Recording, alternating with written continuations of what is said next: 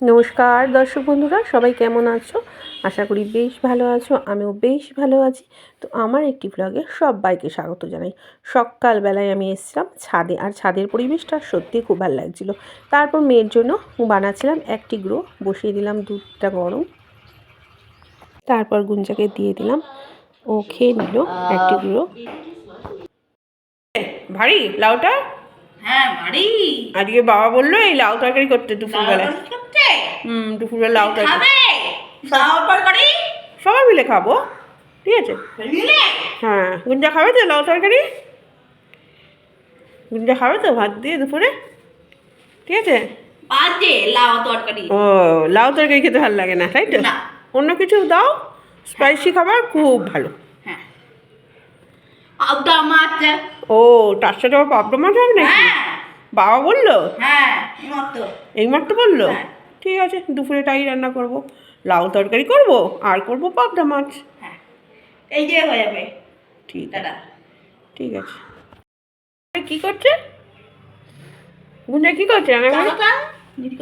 ও, চাপাটা ready করছে। চিনি চাপাটা কার জন্য?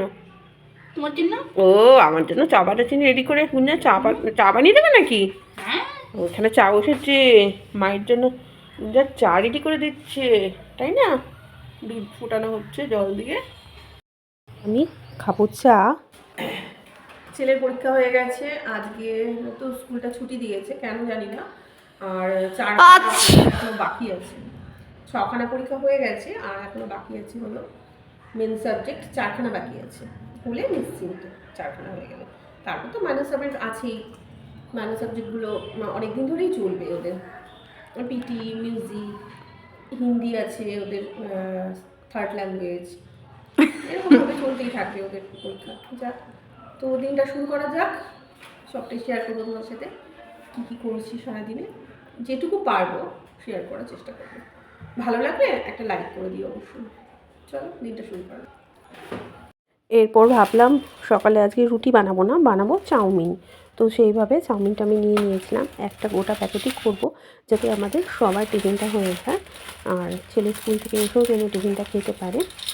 তো গুঞ্জার খুবই ফেভারিট এই চাউমিনটা, তাই আমি চাউমিনটাকে বের করে আগে গরম জল করে দেবো খুব ভালো করে। তাই আমি গরম জল বসিয়ে দিয়েছিলাম, ভালো মতো গরম হওয়ার পরই আমি চাউমিনটা দিয়েছিলাম।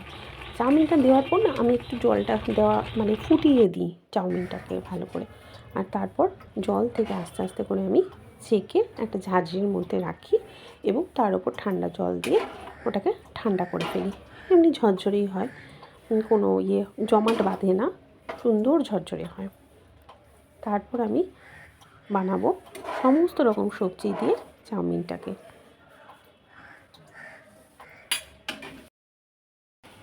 দেখো, চাউমিনটা সুন্দরভাবে আমি জল ঝরিয়ে নিয়েছি, আর সব যা ছিল ঘরে ভেজিটেবলস সব কেটে নিয়েছি। দুটো পেঁয়াজ হচ্ছে কফি খাওয়ার, তাই তো? গুঞ্জার অ্যাকচুয়ালি গুঞ্জার মায়ের ইচ্ছা হয়েছে কফি খাওয়ার, তাই এখন বানাবো কফি। চাউমিন খাওয়া হয়ে গেছে, চাউমিন একটু রয়েছে কড়াইয়ে। গুঞ্জা কফি বানাবো তো, দাও দাও চটপট চটপট কফি বানাবো, তারপর রান্না শুরু করতে হবে দুপুরের। তো এনেছিল পাবদা মাছ আর চিংড়ি মাছ, তো আমি সেটা বের করে নিলাম।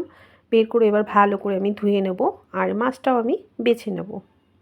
আর দেখো, কফিটাও হয়ে গেল আমাদের 3জনের, যেহেতু সবাই মিলে খাবো। চাউমিনটা বেঁচেছিল বেশ কিছুটা, সেটা আমি ভাবলাম একটা ছোটো টিফিন বক্সে করে তুলে রাখবো, যাতে সন্ধ্যেবেলায় ওদের একটু গরম করে দিতে পারি। আর পাবদা মাছটা ভাজছিলাম।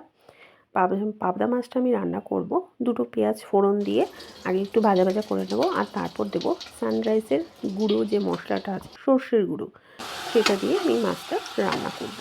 আগে অতটা ভালো পারতাম না, তবে এখন আমি সুন্দর শিখে গেছি কীভাবে গুঁড়োটা দিয়ে রান্না করতে হয়। আমার সর্ষের যে গোটা সর্ষে, সেটা বেটে রান্না করার অভ্যাসটা ছিল, তবে এখন আর কোনো অসুবিধা হয় না।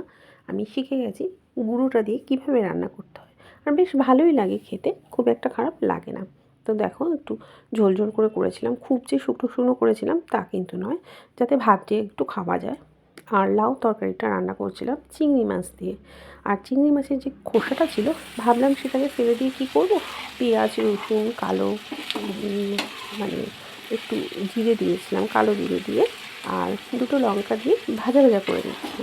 তারপর এটাকে ভাবলাম শিল নোড়াতে ভালোভাবে বেটে নেব। তো আজকে এই ছিল আমাদের দুপুরে রান্নাবান্না। সবাইকে অনেক ধন্যবাদ ভিডিও দেখার জন্য।